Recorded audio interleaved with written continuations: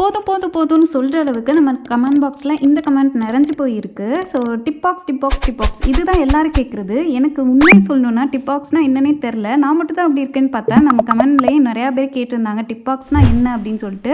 So அதை பார்த்தா நானே தெரிஞ்சுக்கிட்டேன். இதுக்காகவே நீடில் பென்சிலும் டிப் பாக்ஸும் வாங்கிட்டு வந்திருந்தேன். ஸோ இதை வச்சு இன்றைக்கி ஒரு கிராஃப்ட் பண்ணலாம். இந்த கிராஃப்ட் எனக்கு கொஞ்சம் ஸ்பெஷல்.